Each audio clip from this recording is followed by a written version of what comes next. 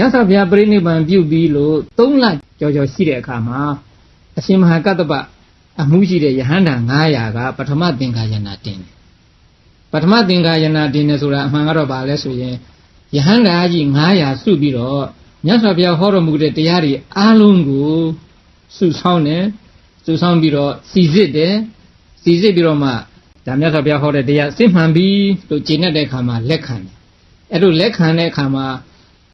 စာအုပ်တွေဘာတွေမရှိသေးတော့ဘူးစုပေါင်းပြီးတော့ရွတ်ဆိုလိုက်တာပဲ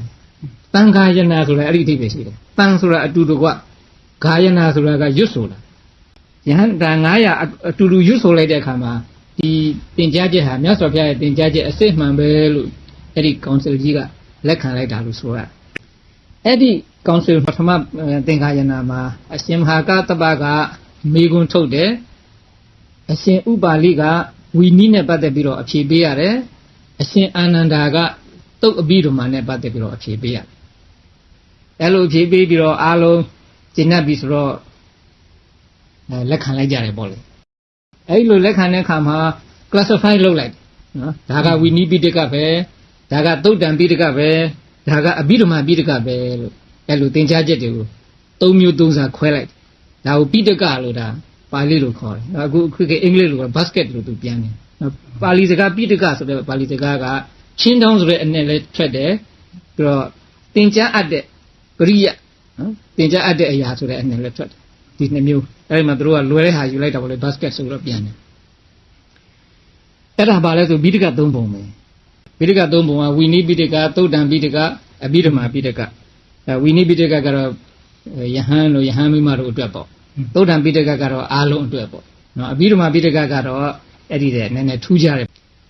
အဲ့ဒီလိုပထမသင်္ကန်းနာတင်ပြီးတဲ့နောက်အနှစ်100မြတ်စွာဘုရားပြိဋိဘံပြုပြီးလို့အနှစ်100ကျတော့ဒုတိယသင်္ခါယနာတင်ပြန်တယ်ယဟန္တာတွေ900အဲ့ဒီမှာစုပြီးတော့နော်အဲ့ဒီမှာတော့သိတော့အထူးခြားကြီးမဟုတ်ပါဘူးအဲ့ဒီပထမသင်္ကန်းနာတုန်းကလက်ခံတာတွေကိုပဲထပ်မံအတည်ပြုတဲ့သဘောပါနောက်တစ်ခါအတောကမင်းသားကြီးလက်ထက်မှာတတိယသင်္ခါယနာတင်ပြန်တယ်ဒီမှာလည်းပဲပထမဒုတိယသင်္ကန်းနာတုန်းကလက်ခံထားခဲ့တဲ့ဟာတွေကိုပဲထပ်ပြီးတော့အတည်ပြုတဲ့အနေပါပဲအဲ့ဒီအတောကမင်းသားကြီးကတော့ဘုရားပြိဋိဘံပြုပြီးတဲ့နောက်အနှစ်200ကျော်ပေါ့လေ230လောက်မှထင်တယ်ဒီတတိယသင်္ကန်းနာတင်တယ်အဲ့ဒီတတိယသင်္ကန်းနာတင်အပြီးမှာကိုယ်တိုင်းကိုယ်ဌာနကိုသာသနာပြုတွေစေလွတ်တယ်သာသနာပြုအဖွဲ့ယဟန်5 ပါးပေါ့အဲ့လိုစေလွတ်တော့ကိုသားတော်မဟိန္ဒနဲ့နောက်တော့သင်္ကမိတ်တာပေါ့လေသမီးတော်သားတော်မဟိန္ဒကိုတီဟိုကျွန်းကိုစေလွတ်လိုက်တယ်တီဟိုကျွန်းစေလွတ်လိုက်တော့တီဟိုကျွန်းမှာအဲ့ဒီခါတုန်းကဒေဝနံပိယဒိဋ္ဌဆိုတဲ့ဘုရင်ကြီးအုပ်စိုးနေတဲ့အချိန်အဲ့ဒီဘုရင်ကြီးကိုတရားဟောပြီးတော့ဘုဒ္ဓဘာသာဖြစ်သွားပြီးတော့နောက်တော့တီဟိုဒီကျွန်းလုံးဘုဒ္ဓဘာသာပြန့်နှံ့သွားတယ်အဲ့ဒီတီဟိုမှာဗုဒ္ဓသာသနာတည်နေပြီးတော့ကိုမြတ်စွာဘုရားပြိဋိဘံပြုပြီးလို့အနှစ်450လောက်ရှိတဲ့အခါမှာfirst century AD လောက်မှာတို့မို့လဲ BC အဆုံးလောက်ပေါ့လေအဲဒီမှာဘာကြီးဖြစ်တယ်လဲဆိုတော့ယမနတိတ်တခိုးသူဘေးဆိုတပုံဘေးကြီးပေါ်တယ်နော်ရှင်းလုံးကလည်းကြီးကျယ်ပဲအဲ့ဒီတပုံဘေးက12 နှစ်ကြာအဲ့တော့တိုက်ကြခိုက်ကြဆိုတော့လူတွေဟိုပြေးပြီးတော့ယဟန်တော်တွေလည်းပဲစားစရာနေစရာခက်တယ်အဲ့လိုခက်တဲ့ခါကျတော့တချို့ယဟန်တော်တွေကအိန္ဒိယဘက်ကိုကူးတယ်တချို့ယဟန်တော်တွေကတော့လည်းပဲတို့တော့ဒီဘက်ပါမယ်နေရတော့မယ်အိန္ဒိယမကူးဘူးဒီတီဟိုမှာနေရတဲ့ယဟန်တော်တွေကတော့ဆင်းရဲအသက်မွေးကြရတာပေါ့စားစရာတောက်စရာမပြည့်စုံဘူးနေစရာထိုင်စရာလည်းပဲမပြည့်စုံဘူးပေါ့လေဒါပေမဲ့လို့သူတို့ဆောင်ထားတဲ့ပိဋကတွေကိုတော့မမေ့အောင်ဆိုပြီးတော့အမြဲတမ်းသူတို့ကပြန်တခါလေစားဆံပြီးလို့စားတဲ့ခါကျတော့ဘယ်လိုလုပ်လဲဆိုမြေကမ်းတို့သမုဒ္ဒရာကမ်းတို့မှာတဲလေးပို့တော့အဲ့တဲပေါ်မှောက်လိုက်တော့တဲလေးကနည်းနည်းအေးတော့ပေါ့ဘိုက်အေးပြီးတော့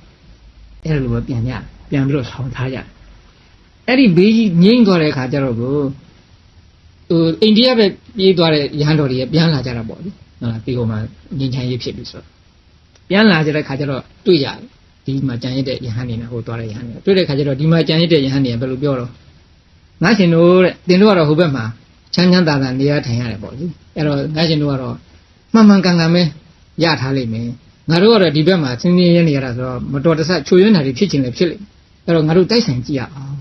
ဆိုအဲ့လိုတိုက်ဆိုင်ကြည့်လိုက်တဲ့ခါကျတော့တလုံးမှမလွဲဘူးတဲ့အားလုံးကိုက်ညီနေတယ်အဲ့ဒီလိုကိုက်ညီနေတွေ့ရတော့သူတို့ဝန်တာပြီးတော့နောက်တော့စဉ်းစားနောက်အခါမှဆိုရင်ဒီလိုဆောင်နိုင်တဲ့ပုံကိုယ်တွေရှားလိမ့်မယ်ဆောင်နိုင်တဲ့ပုံကိုယ်တွေမရှိရင်ပိဋကသုံးပုံပျောက်ကွယ်မယ်ပိဋကသုံးပုံပျောက်ကွယ်ရင်သာသနာတော်ကြီးပျောက်ကွယ်သွားလိမ့်မယ်ဒါကြောင့်မို့ငါတို့ပြီးပုံမှာရေးကြရအောင်ဆိုပြီးတော့အဲ့ဒီမှာပေတဲ့အခရာတင်တဲ့နော်ပွဲပေါ့သူ 81st century အတွင်းမှာပဲအဲ့ဒီပေတဲ့အခရာတင်တာလောက်အဲ့ဒီပေတဲ့အခရာတင်တဲ့ပွဲကိုပဲစတုထသင်္ကာယနာလို့ဒီလိုခေါ်ကြတယ်အများကပေတဲ့အခရာတင်တာကိုသုထသင်္ကာနာလို့တော့ကျမ်းဂန်မှာဒီချာချာဆိုတာမရှိဘူးဒါမှမဟုတ်ဒါသုထသင်္ကာနာလို့ပါပဲဆိုပြီးတော့အားလုံးကပဲသုထသင်္ကာနာလို့ပဲအသိမှပြုလိုက်တယ်ပထမဒုတိယတတိယသင်္ကာနာမှာအာဂုံမဲ့ဆောင်လာခဲ့ကြသေးတယ်စတုထသင်္ကာနာကြတော့ကိုပေရွက်တူပါကိုရေးပြီအဲ့ဒီနောက်လည်းပဲသာသနာတော်ကြီးဟာအိန္ဒိယနေပြီးတော့အနေနဲ့ရပြန့်နှံတော့ဗမာပြည်လေရောက်တော့ပေါ့လေတခါမင်းတို့မင်းကြီးလက်ထက်ကြတော့ပင်စမသင်္ကာနာဆိုပြီးတော့တင်ပြန်တယ်မန္တလေးမြို့တည်နတ်တီမင်းတို့မင်းကြီးမင်းတို့မင်းကြီးကတော့ဟိုသုထသင်္ကာနာတဲ့တဆင့်တက်ပြီးတော့ကြောက်ချက်ဒီပေါ်မှာရေးတယ်ကြောက်ချက်ပေါင်း929ချက်ရှိအဲ့ဒါအခုချောင်ရှိသေးတာပဲတော့ဖတ်ရတာမန္တလေးတောင်ကြီးမှာကုသိုလ်တော်လို့ခေါ်တယ်အဲ့ဖရားထဲမှာတောစာတစ်ခုဂူတစ်ခုနဲ့ထားတာနောက်တစ်ခါသတ္ထသင်္ကာယနာဆိုတာကတော့ဥစ္စနုခေတ်ပေါ့1954ခုမှာသတ္တသင်္ကာနာရန်ကုန်မှာကျင်းပါတယ်အဲ့ဒီသတ္ထသင်္ကာနာကြတော့စာအုပ်တွေရိုက်တော့တယ်ကျမ်းစာတွေရိုက်တယ်နော်ပါဠိတော်ကျမ်းစာတွေဒါအခုထိအောင်ကဘာမှာအကောင်းဆုံးပါဠိစာမှုဖြစ်နေအသိမှတ်ပြုထားရတယ်နော်အဲ့ဒီ6ချိန်သောသင်္ကာနာတို့မှာဒီနိပိဋကသုတ်တံပိဋကအပိဓမ္မာပိဋကကို